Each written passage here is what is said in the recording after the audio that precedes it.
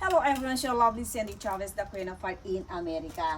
Luzon, Visaya, Mindanao, Philippines, from Warlip, Jacksonville, Florida, USA. Ito na pong muli ang ipapadala ko mga kaibigan, lalo na po sa mga kababayan po nating nabahaan. Ayan po, may relo pa kayo, may mga sapatos, may something na ramen, may candy, biscuit, may laruan po. Ayan mga kaibigan.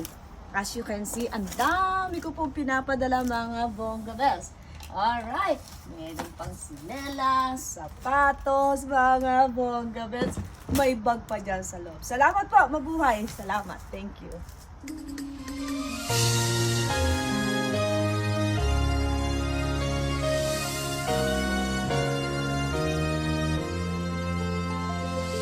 Ako ay Pilipino, ang dugo'y maharlika, likas sa